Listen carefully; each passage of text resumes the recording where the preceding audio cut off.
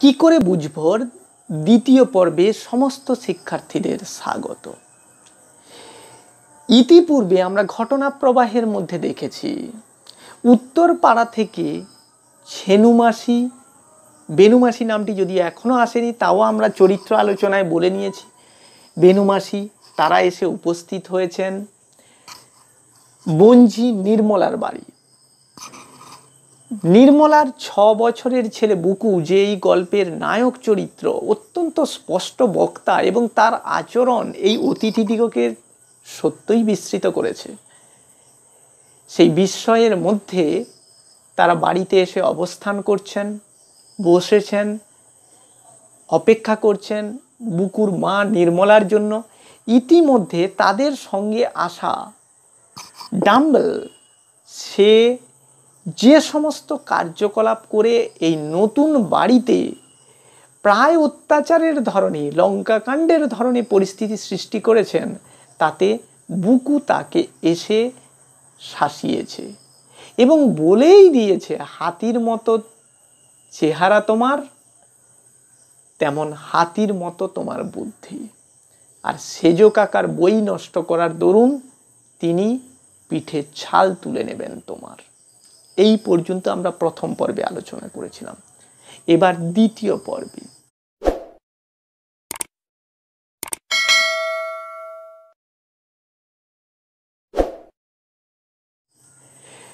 মোটা মহিলা দুটি, যাদের মধ্যে একজনের নাম ছেনুমাসি আর অন্যটির নাম বেনুমাসি। আগেই বলেছি দুটি নাম আজকে আমরা প্রথম পাঠেই শুনে নিলাম, ছেনুমাসি এবং বেনুমাসি। তারা চোখ ড্যাব ড্যাব করে বুকুর কথা শুনছিলেন। এইবার রেগে গম গম করে ছেলেকে বললেন, ডাম্বল, বই তুলে রাখো, সব জায়গা নিজের বাড়ি নয়, বুঝলে? অর্থাৎ আমরা এতক্ষণ দেখলাম ডাম্বেল যে এই ধরনের কার্যকলাপ চালিয়ে যাচ্ছিল, তার মায়েরা কিন্তু তাকে একরকম প্রশ্রয় দিচ্ছিল, কোনো কথা সেই মুহূর্তে বলেনি।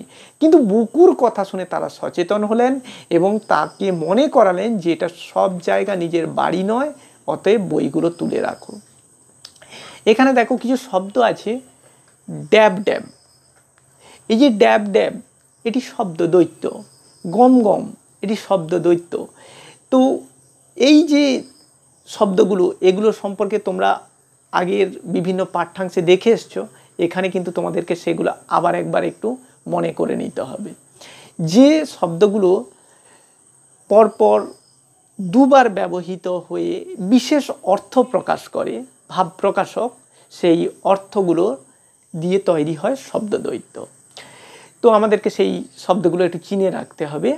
যাই হোক, এইতেই ছেলেকে শাসন করা হয়ে গেল ভেবে নিশ্চিন্ত হয়ে তারা মনে মনে বুকুর মুন্ডুপাত করেন। অর্থাৎ ছেলেকে বকে দিয়েছি, অর্থাৎ শাসন হয়ে গেছে, কিন্তু বুকুর মুন্ডুপাত করেন, অর্থাৎ বুকুকে নিয়ে তারা আলোচনা শুরু করেন, বুকুর সমালোচনা শুরু করেন। মুন্ডুপাত, মুন্ডু মানে মাথা, পাত মানে অর্থাৎ নিচে আনা, অর্থাৎ তার সম্পর্কিত আলোচনা, যেটাকে আমরা বলি মুন্ডুপাত। কি অসভ্য ছেলে বাবা, কথা তো নয়, যেন ইট পাটকেল। ছেলেকে কি শিক্ষাই দিয়েছে নির্মলা। তারা মনে মনে ভাবছেন যে ছেলেটি ভীষণ অসভ্য, অর্থাৎ সভ্যতার কোনো ধার ধারেন না। অতিথিকে কিভাবে কথা বলতে হয় সেটাই এই ছেলে জানে না। আর কথাগুলো ইট পাটকেল, অর্থাৎ যেন এক একটা বড় সড়ো আঘাত, সেই আঘাতের মতো কথাগুলো এসে লাগছে। ছেলেকে কি শিক্ষা দিয়েছেন নির্মলা? অর্থাৎ নির্মলা তার ছেলেকে সঠিক শিক্ষা দিতে পারেননি বলেই এদের ধারণা। এইবার ঘরে এসে ঢোকেন বুকুর মা নির্মলা। আঁচলে ভিজে হাত মুছতে মুছতে, তিনি রান্নাঘরে কাজে ব্যস্ত ছিলেন, এখানে এসে ভিজে হাত মুছতে মুছতেই প্রবেশ করলেন। ঢোকা দেখেই বোঝা যায় কাজে ব্যস্ত ছিলেন। ঘরে ঢুকেই হই হই করে অভ্যর্থনা শুরু করে দেন। উমা, আমার কি ভাগ্যি, ছেনুমাসি বেনুমাসি যে, এতদিনে বুঝি মনে পড়ল। ছেনুমাসি বেনুমাসিকে দেখে আহ্লাদে আটখানা। এই বঞ্চিটি। যাই হোক, এতদিনে তাকে মনে পড়ছে বলে জিজ্ঞেস করছে নির্মলা, আমি তো ভেবেছিলাম ভুলেই গেছো আমাকে। সত্যি কতকাল পরে দেখা, কি আনন্দ যে হচ্ছে কি করে বলবো, এত ভালো লাগছে ছেনু মাসি। আরও কিছু বলতে যাচ্ছিল, কিন্তু তাকে থামতে হলো। নির্মলাকে অর্থাৎ বুকুর মাকে থামতে হলো। অর্থাৎ এই যে মধ্যবিত্ত বধূ হিসেবে নির্মলা যে কথাগুলি বলল, সেই কথাগুলিকে থামিয়ে দিল কেউ। কে থামালো? পরের অংশ পড়লেই বুঝতে পারবে। বুকুর মা যতক্ষণ কথা কইছিলেন, বুকু অবাক হয়ে ফেলফেলিয়ে মায়ের মুখের দিকে তাকিয়েছিল। কথা শেষ হতেই বলে ওঠে, ও কি মা, এই মাত্র যে বললে? বাবা রে, শুনে গা জ্বলে গেল। অসময়ে লোক বেড়াতে আসা ভালো লাগে না, এখন আবার ভালো লাগছে বলছো কেন? বুকু যখন তিনতলায় তার মাকে ডাকতে যায়, তখন তার মা যে কথাগুলো তার সামনে বলেছিল, সেই কথাগুলো বুকু সরাসরি এখানে বলে দিল। এই মাত্র অর্থাৎ মাত্র থেকে মাত্তর, এই মাত্র থেকে মাত্তর যে পরিবর্তনটি হয়েছে, সেটি কি ধরনের পরিবর্তন? ব্যাকরণ ঘেটে কোথায় বলো দেখি। আর বাবা, বাবারে শুনে গা জ্বলে গেল। অর্থাৎ এই অসময়ে বাড়িতে কেউ বেড়াতে এলে মাথা ঠিক থাকে না, ভালো লাগে না বলে মন্তব্য করেছিল, আর এখানে এসে বলছে খুব ভালো লাগছে। ছেলের কথা শুনেই বুকুর মার মাথায় বজ্রাঘাত। এ কি সর্বনেশে ছেলে! সর্বনেশে সব নাশ করে যে। বজ্রাঘাত, বজ্রের আঘাত। বুকুর মায়ের মাথায় যেন বাজ পড়ল। অতিথিদের সামনে তার গোপন কথা প্রকাশ করে দেওয়াতে সামান্য গৃহবধূটি নিজেই আর নিজেকে সামলাতে পারছে না। তাই তার মনে হলো, তিনি না হয় বলেই ফেলেছেন দুটো কথা, তাই বলে এমনি করে হাটে হাঁড়ি ভেঙে দেবে? ওদিকে ছেনু বেনু দু বোনের দুই দুগুণে 4টি চোখ কপালে উঠে গেছে। অর্থাৎ যে মাসি আদর পাবে বলে তার বঞ্চির বাড়িতে এলো, সেই বঞ্চির বাড়িতে এসে শুনছে এরকম কথা।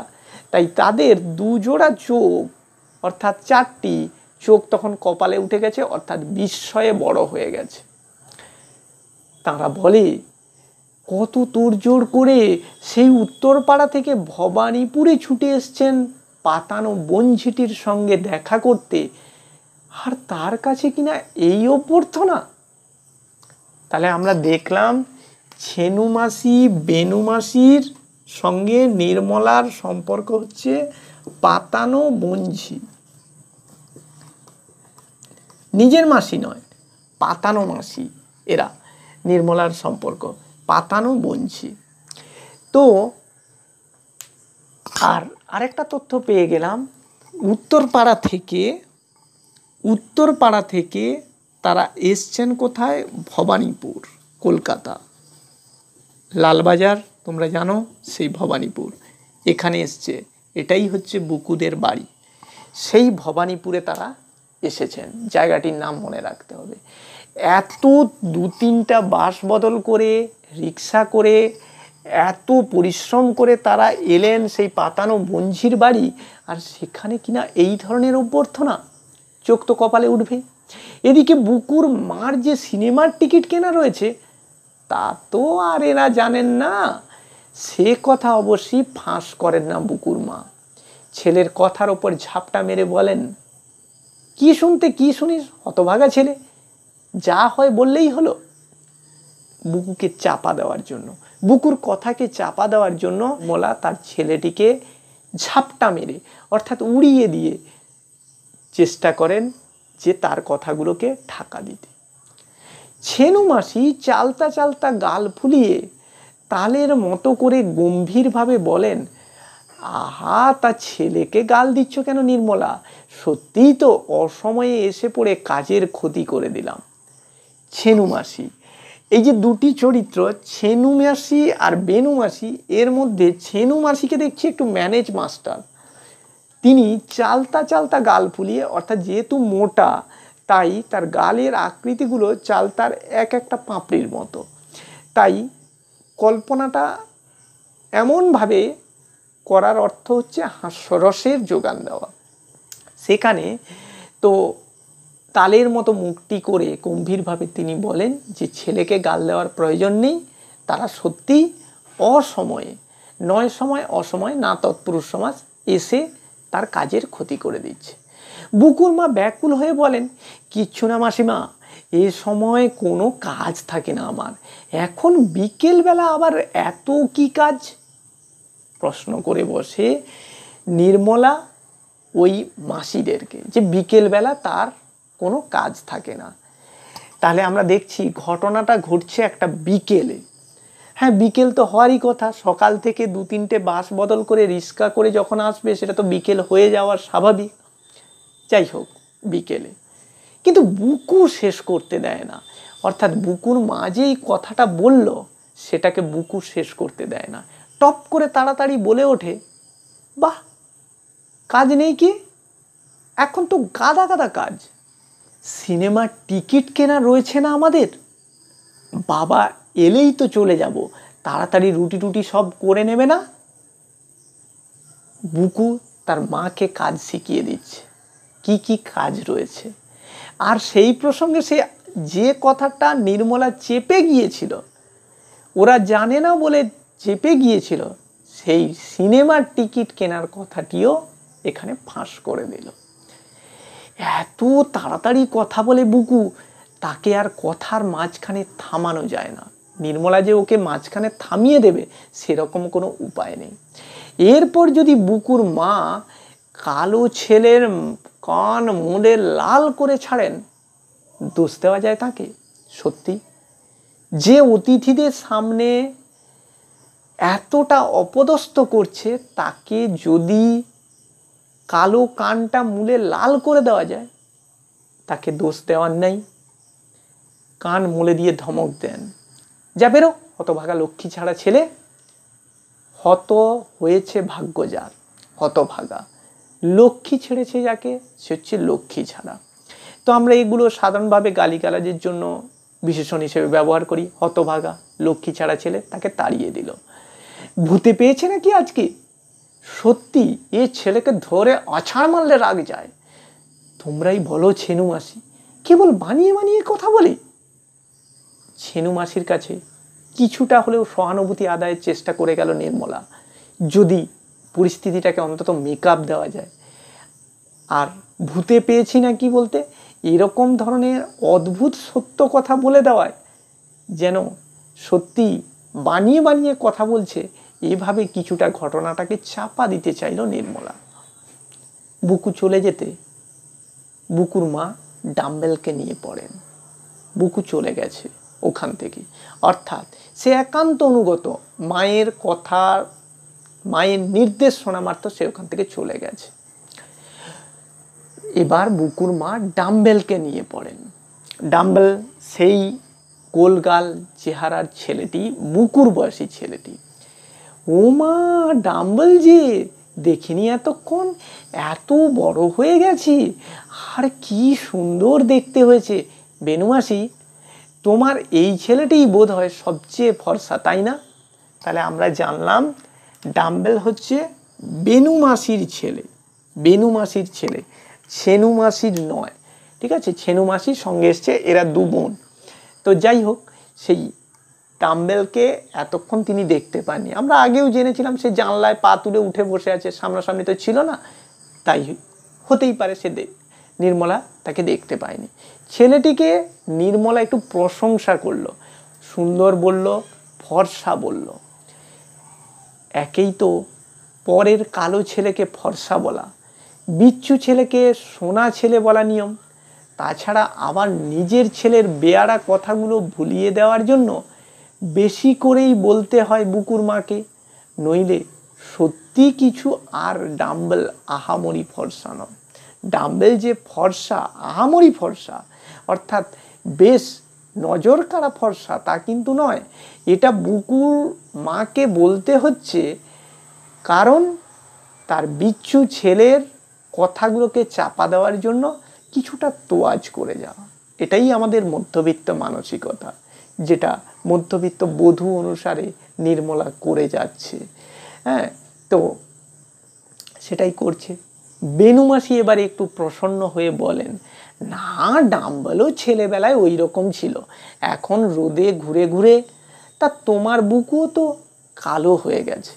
বেনুমাসি তার ছেলের প্রশংসায় ততটা ভুললেন না, বললেন যে ওই রকম ফর্সা ছিল, এখন রোদে ঘুরে ঘুরে এরকম হয়ে গেছে।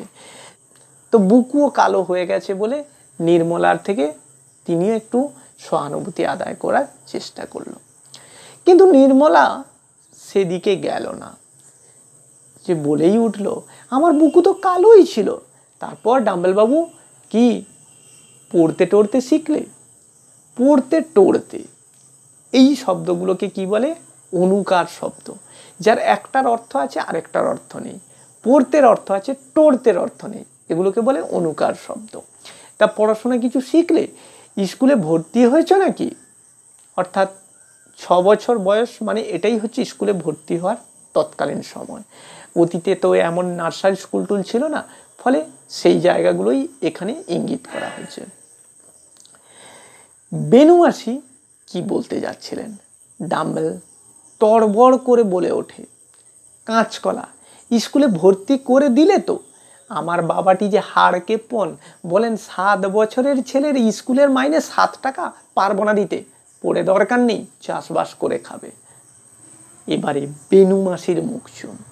প্রশ্ন, বেনুমাসির মুখ চুন হওয়ার কারণ কি? বেনুমাসির ছেলে ডাম্বেল। এতক্ষণ নির্মলার লজ্জা পাওয়ার ব্যাপার ছিল, কারণ বুকু তার সামনে স্পষ্ট কথাগুলো বলে দিচ্ছিল। শিশুরা সরল মনের প্রতীক, যা দেখে, যা শুনে, যা মনে আসে তাই বলে দেয়। এখানে ডাম্বেলও সেই কাজটি করতে ব্যস্ত। ডাম্বেলকে পড়াশোনার কথা জিজ্ঞেস করতেই বলে উঠল কাঁচকলা, অর্থাৎ লবডঙ্কা। না, স্কুলে তাকে ভর্তি করা হয়নি, কারণ তার বাবাটি হাড় কেপ্পন, অর্থাৎ একেবারে কঞ্জুস মানুষ।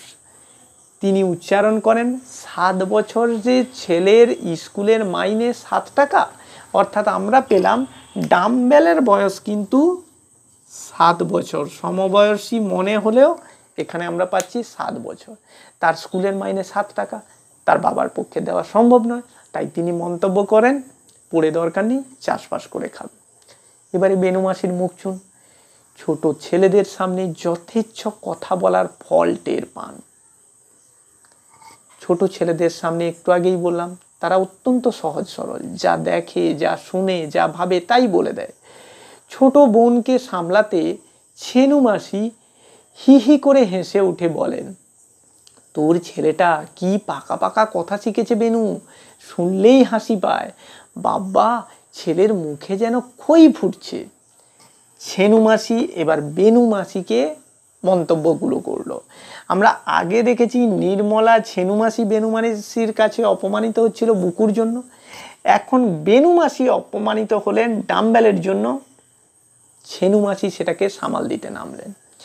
ইত্যবসরে বেনু মাসি ধাতস্থ হয়ে উঠেছেন, অর্থাৎ এই অবসরে, ইতি যুক্ত অবসরে, ইত্যবসরে বেনু মাসি ধাতস্থ হয়ে উঠেছেন, অর্থাৎ স্বাভাবিক হয়ে উঠেছেন।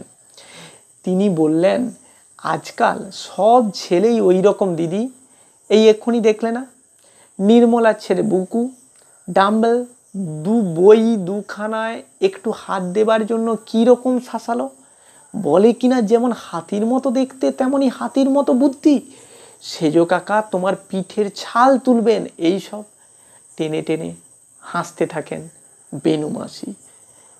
অর্থাৎ বেনু মাসি ডাম্বেলকে বলা কথাগুলো যে অত্যন্ত রূঢ়ভাবে নিয়েছেন, সেটা নির্মলাকে শুনিয়ে এখানে ছেনু মাসির সামনে বলে দিল। এবং এই প্রসঙ্গে সে বলে দিল যে ডাম্বেলকে বুকু শাসিয়ে গেছে, এই বলে, অর্থাৎ শাসন করে গেছে। শুনে তো বুকুর মার আক্কেল গুড়ুম মানে হতভম্ব অবস্থা। হঠাৎ আজ কি হলো ছেলেটার? সত্যিই ভূতে টুতে পেল নাকি? কই, এমন অদ্ভুত বেয়ারা তো ছিল না। কি আর করেন, প্রায় কাঁদো কাঁদো হয়ে বলেন, সত্যি এই ছেলেকে নিয়ে যে আমাদের কি জ্বালাই হয়েছে। ছেনুমাসি হাড় ভাজা ভাজা হয়ে গেল। যত বড় হচ্ছে তত যেন যা তা হয়ে যাচ্ছে। কে জানে পাগলা টাগলা হয়ে যাবে নাকি। বুকুকে পাগলা বলা হলো, ভূতে পেয়েছে বলা হলো, অদ্ভুত বেয়ারা বলা হলো, সব কিছুই। এমনকি এই ছেলের জন্য তাদের হাড় ভাজা ভাজা হয়ে যাচ্ছে বলার অর্থ যে তাদের অবস্থা সত্যিই সঙ্গীন হয়ে যাচ্ছে। এখন পাগলা বললে যদি দোষ খণ্ডায়, ছেনু মাসিরা অবশ্য তেমন বোকা নয় যে সহজে ছেলেকে পাগল বললে তাই বিশ্বাস করবেন। মনে মনে ভাবেন, মোটেই তা নয়, বরং পাগল বানাতে পারে লোককে। এর কথা, এর আচরণ মানুষকে পাগল বানিয়ে দিতে পারে। হঠাৎ একটা হুড়মুড় ঝনঝন শব্দে তিনজনেই চমকে ওঠেন। হুড়মুড় ঝনঝন শব্দ, হুড়মুড় ঝনঝন, এগুলো আমরা বুঝতে পারছি ধন্যাত্মক শব্দ। তো আর কিছু নয়, সেলফের ওপর থেকে টেবিল ল্যাম্পটাকে ফেলে ভেঙে শেষ করেছে ডাম্বল। আসা মাত্রই অত্যাচার চালিয়েছে। এবার সেলফ অর্থাৎ তাকের ওপর থেকে টেবিলের ওপর যে ল্যাম্প রেখে রাতে পড়াশোনা করা হয় সেটিকে বলে টেবিল ল্যাম্প। সেই টেবিল ল্যাম্পটাকে ভেঙে ফেলে শেষ করে দিয়েছে ডাম্বল। এবারে আবার ছেনু বেনু দুই বোনের অপ্রতিভ হওয়ার পালা, অর্থাৎ অবাক হওয়ার পালা। কিন্তু বুকুর মা হাঁ হাঁ করে ওঠেন। আহা, যাক বেনু মাসি, ছেলেকে আর বকতে হবে না। ছোট ছেলে দুরন্ত হবে না একটু? মাটির পুতুলের মতন চুপ করে থাকবে? ছটপটে ছেলেই আমার ভালো লাগে। অর্থাৎ বুকুর কথাগুলোকে ঢাকা দিতে তিনি এত বড় একটা জিনিস নষ্ট হওয়া অত্যন্ত সহজ মনেই নিলেন। বললেন যে ছেলেরা তো দুরন্ত হবেই, তারা কি মাটির পুতুলের মতো চুপচাপ থাকবে? ছটপটে ছেলেই আমার ভালো লাগে। কাঁচ কুড়োতে কুড়োতে বুকুর মা আরও বলেন, যে ছেলেরা ছোটবেলায় দুরন্ত থাকে তারাই নাকি বড় হয়ে মহাপুরুষ হয়। আমাদের ইতিহাস সাক্ষী আমরা দেখেছি, নিমাই, বিদ্যাসাগর, এরা সকলেই ছোটবেলায় অত্যন্ত দুরন্ত ছিলেন। তাই বাংলা একটা প্রবাদ অলরেডি আছে যে ছেলেবেলায় দুরন্ত মানে তারাই বড় হয়ে মহাপুরুষের সমান হন। মহান যে পুরুষ, মহাপুরুষ। তারপর গল্প চলে, যত সব মেয়েলি গল্প আর কি। কবে মেয়ের বিয়ে হলো, কাদের বউয়ের কি কি গহনা হলো, শাড়ি আজকাল কীরকম জলের দর হয়ে গেছে। ছেনু মাসিরা তো আলমারি বোঝাই করে ফেলেছেন শাড়ি কিনে কিনে। বুকুর মা রাখছেন না কেন এই বেলা, এই সব আলোচনা। অর্থাৎ মেয়েলি গল্প, মেয়েদের মধ্যে যে গল্পগুলো হয় শাড়ি, গহনাগাঠি এবং বিবাহ সম্পর্কিত, সেই সমস্ত গল্পগুলো হচ্ছে। গল্পের বিষয়গুলো একটু মাথায় রাখতে হবে, ছোট প্রশ্নে আসতে পারে। কবে মেয়ের বিয়ে হয়েছে, কাদের বউয়ের কি কি গহনা হয়েছে, শাড়ি আজকাল কতটা জলের দর অর্থাৎ কতটা কম দাম হয়ে গেছে। ছেনু মাসিরা এই কম দামে শাড়ি পেয়ে আলমারি বোঝাই করে ফেলেছেন শাড়ি কিনে। আর বুকুর মা কেন এই বেলা তাদের রাখছেন না ইত্যাদি, এই সব আলোচনা। গল্প থামাতে হয়। বুকু আর বুকুর সেজ খুড়িমা দুজনে মিলে অতিথিদের জন্য চা আর খাবার নিয়ে আসেন। খাবারে কি কি ছিল এটা একটা ছোট্ট প্রশ্ন। বড় বড় রাজভোগ, ভালো ভালো সন্দেশ, সিঙ্গারা, নিমকি। বুকুদের অবস্থা ভালো, তাই বড় বড় রাজভোগ অর্থাৎ বড় ধরনের মিষ্টি, ভালো ভালো সন্দেশ, সিঙ্গারা, নিমকি। ছেনু মাসিরা খাবো না করেন, অবশ্যই যেন একটা ভয়ানক একটা কষ্টকর কাজ করছেন এইভাবে খেয়ে ফেলেনও সবই। অর্থাৎ না করেও তারা এত পরিশ্রম করে এসছেন, খিদে তো লাগবেন, তো তারা ভয়ানক কষ্টকর কাজ খেতে এরকম মনে করেও তারা সব কিছুই খেয়ে ফেলেন। ডাম্বেল গাঁও গাঁও করে সব কিছু খেয়ে ফেলে র্যাকাবির রস চাটে বসে বসে। অর্থাৎ গাম্বেল এমনিতেই তার গোলগাল চেহারা, তো সেও গপ গপ করে সমস্ত কিছু খেয়ে ফেলে এবং র্যাকাবির রস চাটে। র্যাকাবি হচ্ছে পরিবেশন পাত্র, সেই পাত্রের থাকা মিষ্টির রসটুকুও সে চেটে নেয়। এই পর্যন্ত আমাদের গল্পের দ্বিতীয় পর্ব।